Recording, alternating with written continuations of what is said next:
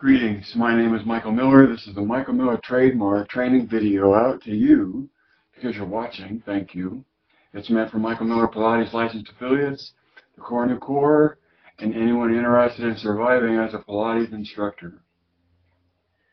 And for all that I had to talk about yesterday, I just have two things to talk about today. Number one title is, when you pay attention, what do you pay with? When you pay attention, what do you pay with? And this comes to the surface for me because I'm always so reluctant to actually start my workout. And I think that's because to start my workout means that I have to surrender to paying attention.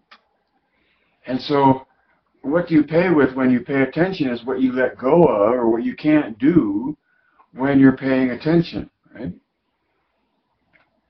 Which, for me, daydreaming comes to mind in that you have you're not making an effort that you have to listen to if you don't have to pay attention, right? And so it's what you let go of when you pay attention that is what it costs. And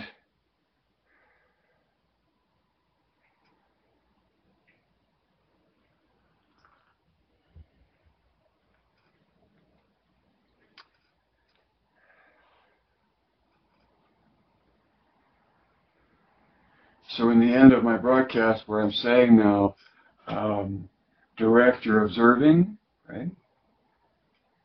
Well, that's like paying attention because you're directing what you pay attention to. Pay attention to. See, it's number two, each exercise is a deep dive. Okay? And I've used this metaphor, simile.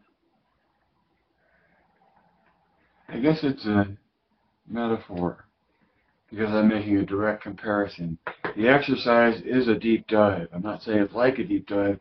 It is a deep dive into your concentration. Right? I should show it a little slower. It's a deep dive into your concentration.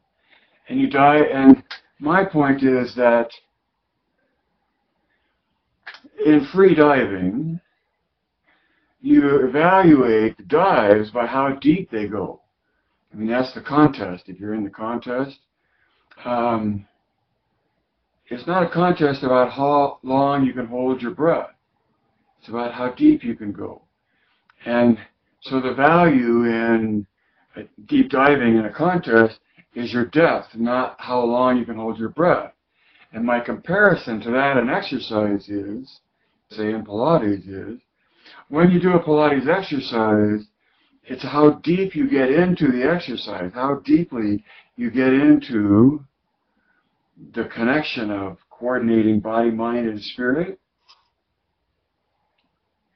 And sad but true, you can only dive so deep and only stay so long before you have to come back up to the surface. You go to the next exercise, and then you do it over again. Right?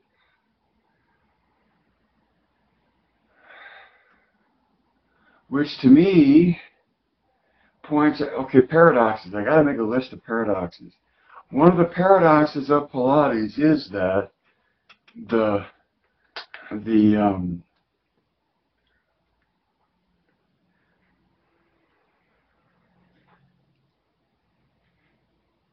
better you get at it, the less time it takes, which is great, right? Which is why I appreciate it so much. It's because I consider myself to be lazy. And if I'm going to exercise, I want to get the best result out of the effort I put into it. And to me, in that regard, Pilates is hands down winner for me. And I've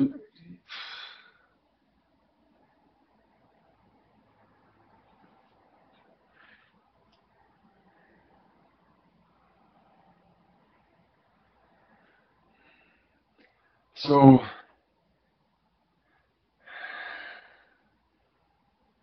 So in classes, if you're an instructor and you're going and you're teaching reps to die to, meaning if you're teaching excessive repetitions, that's like holding, how long can you hold your breath? How many repetitions can you do? In the belief that the longer you hold your breath, the deeper you can go, and that may or may not be true. It's not really, it's part of it, but not all of it. And just holding your breath for a long time doesn't necessarily equate to how deep you can go. There's a lot going on in that. And there's a lot going on in Pilates. And to muddle the water or to stay shallow in the water by trying to do repetitions and thinking that the repetitions will give you the same result as going deeper, doesn't hold true. And in doing repetitions, you're just trying to fill the clock, I think. And in Pilates, you're trying to reduce the clock.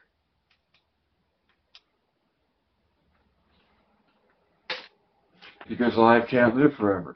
Read between the lines, see behind the curtain, add 2 and 2, direct your thinking and your observing. Geist.